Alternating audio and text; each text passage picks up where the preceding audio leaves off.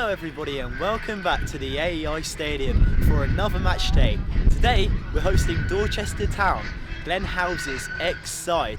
And since Dorchester have changed their manager a few weeks ago, they've been in good recent form, winning their last 2 games. Ladies and gentlemen, would you welcome onto the pitch please your 2 teams, Dorchester and your one, your only, Gosport Borough.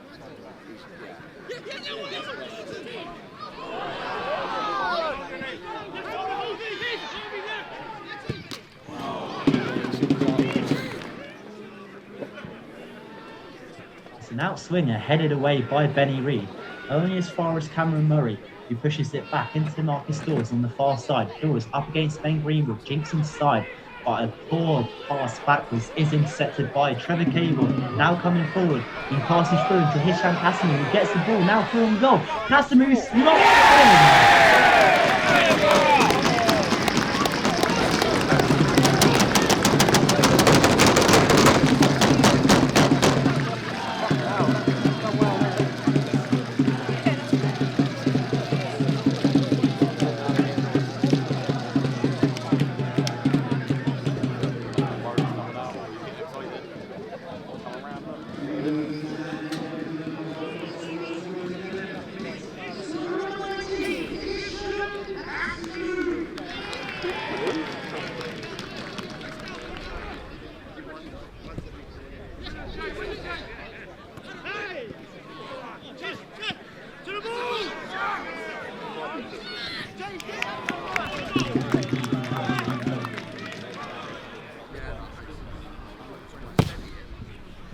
one thing I hate about fucking pitches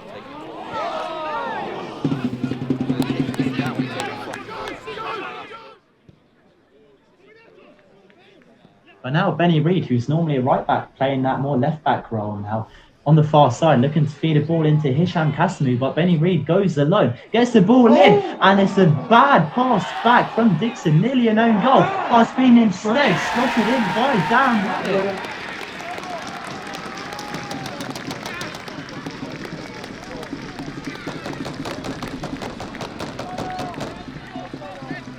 Calamity of errors at the Dorchester back line. First of all, it was Dixon who headed backwards, forced Benfield to tip it away, but the clearance fell to the feet of Dan Wooden, who was there to stab it home for Gosport.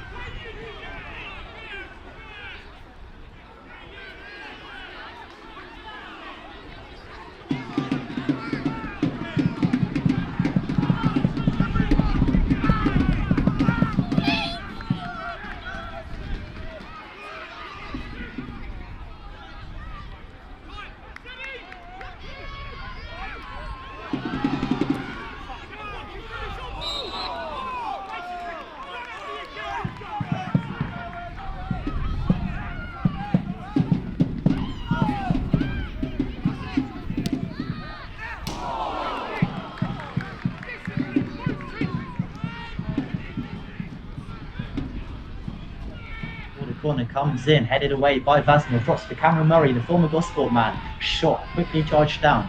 Murray back to Wooding, left of the 18-yard box. Wooding, cross comes in. Well, I was going to say well gathered by Blacklodge, but instead he drops it. And it falls to Williams, who's got a goal back for Dorchester.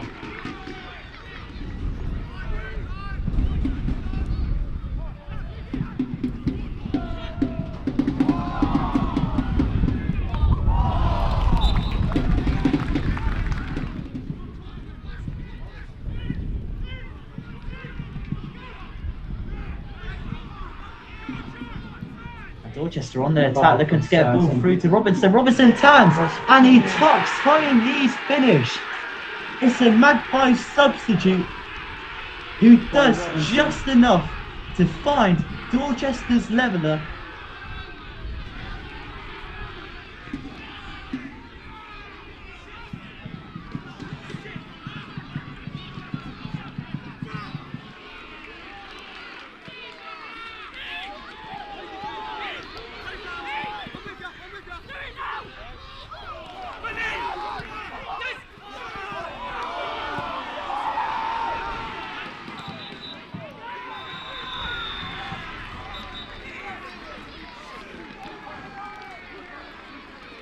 So Mark, a 2-2 draw today against Dorchester. The Magpies coming from 2-0 down to secure a point.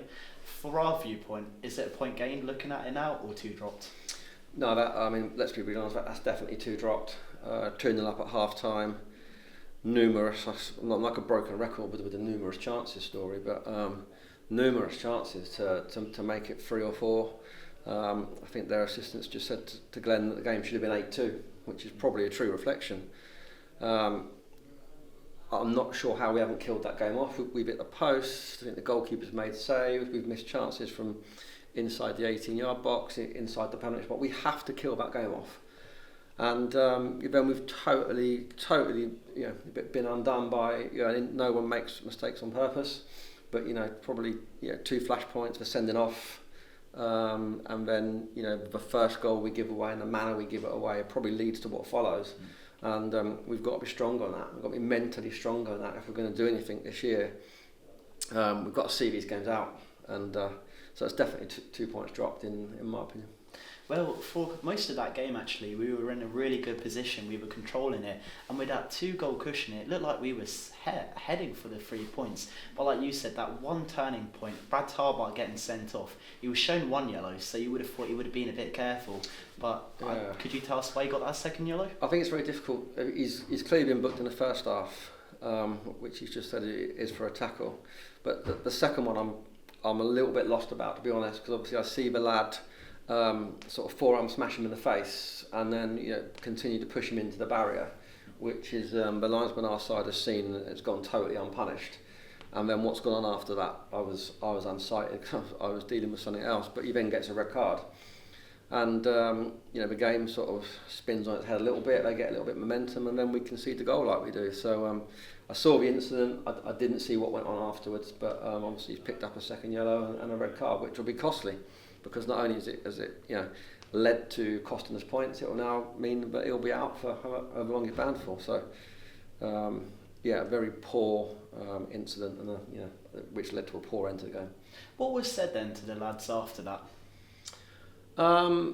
That's a very difficult one because emotions are very high. We're all bitterly disappointed to throw that away.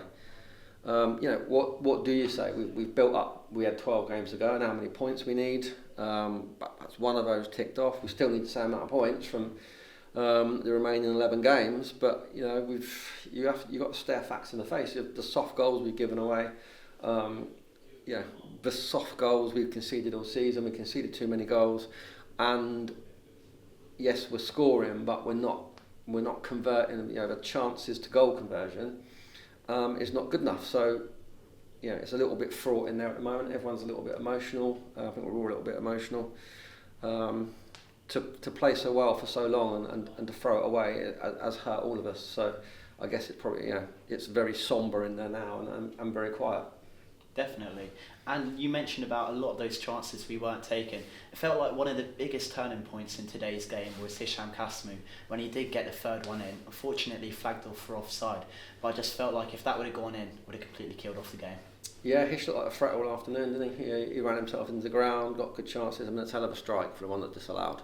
Yeah, it was a good finish. That's a real shame that's disallowed because that's a quality finish. We've missed far easier chances and we scored a harder one, which is probably the reason why we are. But Hish looked dangerous all afternoon, ran himself into the ground, which is why he had to come off. So pleased for Hish. Let's hope he starts converting and converting more regularly now. It wasn't just Hisham who was impressive up front today. Dan Wooden, also back in the goals today, pounced on a mistake, but that will do him so much confidence. Yeah, I mean, you know what you're going to get when you play Woody. That's why we play him. Another one that's run himself into the ground and had to come off. But he got his goal, well deserved. Could have had another one. I'm not sure what happened there. Again, we'll watch it back. We had some good performances for probably 70, 80 minutes. Yeah. So it's really hard to talk about it because you're looking back at a positive 70, 80 minutes that ends with 10 minutes probably dictating to what we're all going to talk about now for the rest of the evening until we get a chance to put it right on Tuesday. So a really difficult game to sort of reflect and talk on. Well, trying to move to the positives. A little like for a lot of the first half and most of the second, it seemed as though you gave a lot more freedom to the players at the back in the midfield area. So we saw Benny Reid drifting more to the left.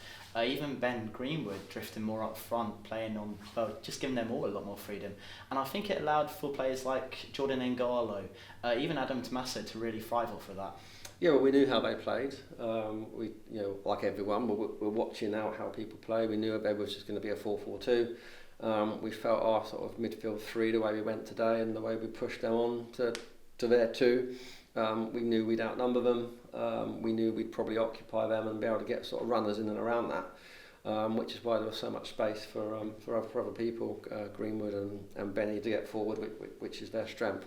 So I think, again, it's a really difficult one to reflect on because our game plan worked really, really well, dominated the game for so long, and we're talking about having, it feels like a loss, doesn't it? Having been 2-0 up and now talking about a 2-2 draw, which, did I see that coming? No, absolutely not.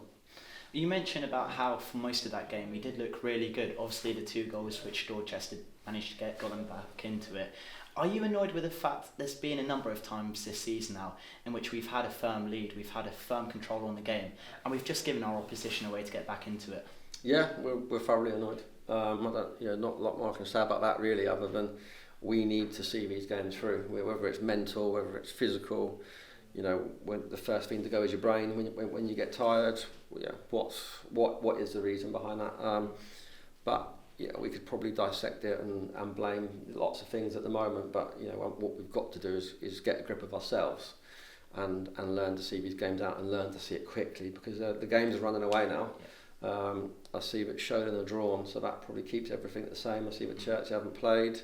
We've got 11 games where we need to start coming in here afterwards and talking about games we've seen out and games we've won, and not games we've lost, or not games we've thrown away and drawn.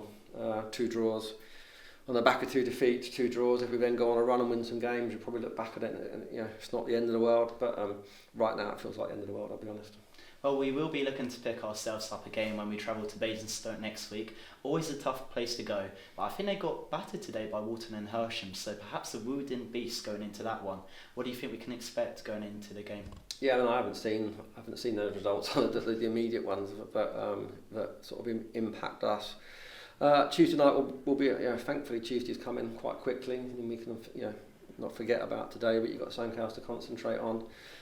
We've said to the guys, been really clear with the guys, we've got 11-12 league games left. It's our absolute priority, but we want to be in 2 cup finals. And we've said that to the, it's the least we can do to the fans and the board and 1 or 2 other people, the people around.